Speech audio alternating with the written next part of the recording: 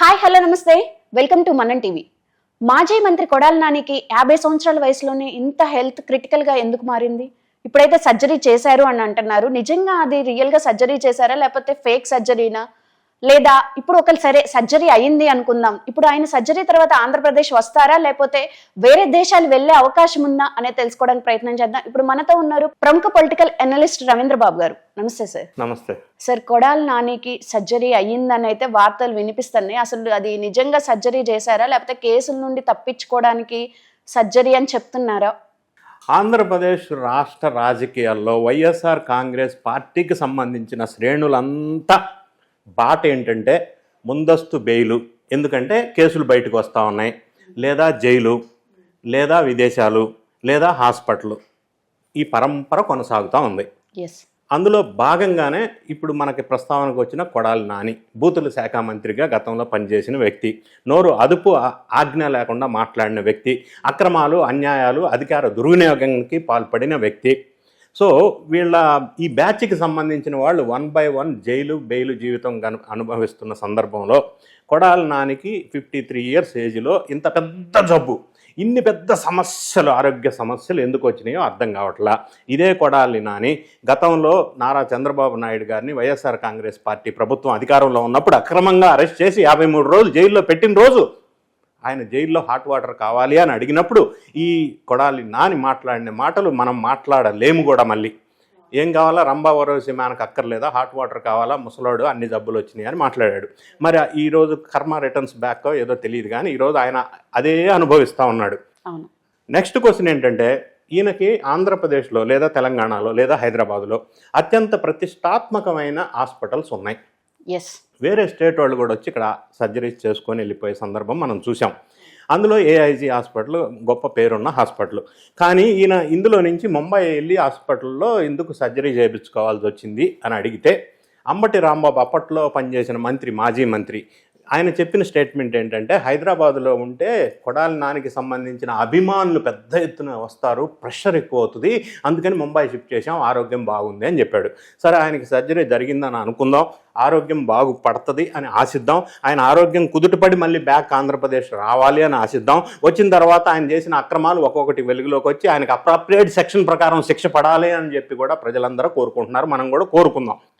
ఇంకొక అంశం ఇక్కడ, కొడాలి నాని ఆరోగ్యం కుదుట పడితే ఇన్ కేస్ ఆయన కొంతకాలం వరకు ఈ అరెస్టును తప్పించుకోవటం కోసం, ఈ కేసులు ఆయన మీద పడతాయని తెలుసు కాబట్టి, అక్రమం చేశారని ఆయనకి తెలుసు కాబట్టి చాలా కాలం వరకు హాస్పిటల్ హెల్త్ కండిషన్ పేరుతో కొంత అవాయిడ్ చేయటం కోసం ఇది ఉపయోగపడే అవకాశం ఉంది. నెంబర్ 1.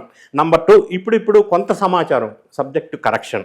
ఆయన హాస్పిటల్లో తగ్గిన తర్వాత మళ్ళీ ఆంధ్రప్రదేశ్ రాకుండా అటు నుంచి అటు విదేశాలు వెళ్ళిపోయే అవకాశం కూడా ఉంది అని ఒక వార్త వెలుగులోకి వస్తూ ఉంది. ఎందుకు అంటే, ఈ మధ్య కాలంలో ఈ బాట పడుతున్నారు వైఎస్ఆర్ కాంగ్రెస్ పార్టీ శ్రేణులు. ఫర్ ఎగ్జాంపుల్, అతిపెద్ద లిక్కర్ స్కామ్ ఆంధ్రప్రదేశ్లో జరిగినప్పుడు అందులో ప్రధానంగా వినిపించిన పేరు కసిరెడ్డి రాజశేఖర్ రెడ్డి. కానీ ఈరోజు మనకు వస్తున్న సమాచారం ఏంటంటే, ఆయన ఆల్రెడీ విదేశాలకు వెళ్ళిపోయాడు అని, దుబాయ్ వెళ్ళిపోయాడు అని సమాచారం వెలుగులోకి వస్తూ ఉంది. సో అదే బాటలో అదే శ్రేణులు, అదే బ్యాచ్, అదే స్కూలు, అదే పార్టీకి సంబంధించిన కొడాలి నాని హాస్పిటల్ నుంచి వెనక ఆంధ్రప్రదేశ్ వచ్చి కేసులకి సహకరించి ఆయన నిర్దోషత్వాన్ని నిరూపించుకుంటాడా, ఆ ముంబై నుంచి వేరే కంట్రీస్కి వెళ్ళిపోతాడా అని ఒక అనుమానాస్పదమైన విషయం ఉంది. అంటే ఇప్పుడు కొడాలి నాని మీద పెట్టిన కేసు పెద్ద కేసు ఏం కాదు కదా సార్? అంటే ఆయన భయం ఏంటి, కేసుల మీద కేసులు మళ్ళీ అన్ని బయటకు వస్తాయనా? ఇప్పుడు వీళ్ళందరి మీద ఒక్క కేసు కాదు. ఫర్ ఎగ్జాంపుల్, పోసాని కృష్ణమురళిని అరెస్ట్ చేసినప్పుడు ఆయన మీద ఉన్న కేసులు 11. అరెస్ట్ చేసిన తర్వాత 1 by 1 ప్రజలు ధైర్యం వచ్చి కేసులు కంప్లైంట్స్ ఇస్తూ రావటం వల్ల ఇప్పుడు 20 ఉన్నాయి ఆయన మీద కేసులు. అంటే ఒక్కసారి ఒక కేసులో అరెస్ట్ అయినప్పుడు ఇంకొకరు కూడా ధైర్యం తెచ్చుకొని ఆ బాధితులు ఎవరైతే ఉంటారో వాళ్ళు ఇంకొకరు 1 by 1 వచ్చి కేసులు పెడతా ఉంటారు. ఆ విధంగా ఈయన చేసిన అక్రమం ఒకటి కాదు, అది ల్యాండు, వైను, స్కామ్, లిక్కరు, లేకపోతే మైను, ఏది వదలకుండా అన్ని స్కాములు చేశాడు. ఏ స్కామ్లో ఎవరు కేసులు పెట్టినా పీటీ వారెంట్ ఇష్యూ చేయటం వల్ల, ఎగ్జిక్యూట్ చేయటం వల్ల ఒక కేసు తర్వాత ఒక కేసు వరుసగా జైలు జీవితం. ఫర్ ఎగ్జాంపుల్, పోసాని కృష్ణమురళి లాగానే కొడాలి నాని పరిస్థితి కూడా ఉండబోతుంది. వల్లభనేని వంశీ మాదిరిగానే కొడాలి నాని పరిస్థితి కూడా ఉండబోతుంది. ఈ విషయం వాళ్ళందరికీ అర్థమవుతుంది. ఇది అర్థమవుతుంది కాబట్టే ఫర్ ఎగ్జాంపుల్ విడుదల రజని కానీ, కాకాని గోవర్ధన్ రెడ్డి కానీ, మిథున్ రెడ్డి కానీ, కసిరెడ్డి రాజశేఖర్ రెడ్డి కానీ, వీళ్ళందరూ ఇప్పుడు లేటెస్ట్ కేతిరెడ్డి కూడా, వీళ్ళందరూ కోర్టుకు వెళ్ళి ముందస్తు బెయిల్ ఎందుకు అడుగుతున్నారు? వీళ్ళు తప్పు చేయకపోతే, అక్రమం చేయలేదు అన్న కాన్ఫిడెన్స్ ఉంటే ముందుగానే కేసు పెట్టకముందే కోర్టులోకి వెళ్ళి ఎందుకు అభ్యర్థిస్తున్నారు ముందస్తు బెయిల్ కోసం కానీ, క్వాష్ పిటిషన్ కోసం కానీ? అంటే వాళ్ళు చేసిన పని బయటపడుతుందని వాళ్ళు నమ్ముతున్నారు కాబట్టి ఈ విధమైన అప్రోచ్ వాళ్ళు అవలంబిస్తూ ఉన్నారు. సో కొడాలి నాని కానీ పెద్దిరెడ్డి రామచంద్రారెడ్డి బాత్రూంలో కాలు జారి కింద పడ్డాడంట, చెయ్యి ఇరిగిందంట. అంటే రెడ్ బుక్లో పేరుందని, అక్రమాలు వెలుగులోకి వస్తాయని భయంతో కూడిన ఆందోళన వల్ల వచ్చిన అర్థం కాని పరిస్థితుల్లో హాస్పిటల్ పేరుతో వీళ్ళు ఏమన్నా ఈ విధమైన సిస్టమ్ ఎంచుకున్నారా ఆలోచన అనేది కూడా అర్థం కాని అంశం. ఏదేమైనా కొడాలి నాని చేసిన అక్రమాలు ఆయన ఫేస్ చేయాలా, ఆయన నిర్దోషత్వాన్ని నిరూపించుకోవాలా, ఆయన కేసులకి సహకరించాలా, వెనక్కి ఆంధ్రప్రదేశ్ రావాలా? సార్, ఇక్కడ ఇంకొక ముఖ్యమైన విషయం ఏంటంటే కొడాలి నానికి జగన్మోహన్ రెడ్డికి మధ్య పెద్దవారే జరుగుతుంది. కొడాలి నానికి కనీసం జగన్మోహన్ రెడ్డి అపాయింట్మెంట్ కూడా ఇవ్వలేదు, అంటే ఆయన హాస్పిటలైజ్ అవ్వక ముందు. మళ్ళీ హాస్పిటలైజ్ అయ్యాక కూడా జగన్మోహన్ రెడ్డి కనీసం పలకరించలేదు అని చెప్పి కొడాలి నాని అభిమానులు భావిస్తున్నారు. అంటే ఇక్కడ రెండు అంశాలు పరిశీలన చేసుకోవాలా. కొడాలి నానిని ఈయన నెగ్లెక్ట్ చేసినా, పలకరించకపోయినా, పట్టించుకోకపోయినా, ఈ కేసులన్నింటిలో కొడాలి నాని మీద కేసులు పెట్టినప్పుడు, ఇన్వెస్టిగేషన్ చేసినప్పుడు, ఇంట్రాగేషన్ చేసినప్పుడు అల్టిమేట్ బెనిఫిషరీ నాకు జగన్ అన్నయ్య చెప్తే నేను చేశాను అని చెప్పాడు అనుకో, నంబర్ 1. నంబర్ 2, అప్రూవర్గా మారిపోయారనుకో జగన్కే నష్టం. నంబర్ 3, ఇందులో కూడా ఇంకొక వెర్షన్ ఏమి వినిపిస్తూ ఉందంటే ఈయన ఇక్కడ హైదరాబాద్ నుంచి ముంబైకి తరలించటంలో జగన్ రెడ్డి గారి పాత్ర ఉంది, ఆయన ఆదేశాలకు అనుగుణంగానే ముంబై తరలించారని ఒక వార్త కూడా వినిపిస్తూ ఉంది. ఇంకొకటి ఎందుకు అంటే వీళ్ళందరినీ కాపాడుకోకపోతే, అంటే వాళ్ళ గురించి కాదు, వీళ్ళందరినీ ఈయన కాపాడుకోకపోతే వాళ్ళు రేపొద్దున అప్రూవర్గా మారినా, లేదా ఫర్ ఎగ్జాంపుల్ పోసాని కృష్ణమురళి ఆయన ఏం చెప్పాడు, నాకు సజ్జల రామకృష్ణారెడ్డి సాక్షి వాళ్ళు స్క్రిప్ట్ ఇచ్చారు, ఆ స్క్రిప్ట్ నేను చదివాను, తప్పు నాది కాదు అన్నాడు. అదేవిధంగా వీళ్ళందరూ కూడా జగన్ రెడ్డి గారి పేరు చెప్తే ఫ్యూచర్లో ఈయనకు వచ్చే ఇబ్బంది చాలా ఉంటుంది. పరంపర కేసులు కొనసాగుతున్నాయి కాబట్టి.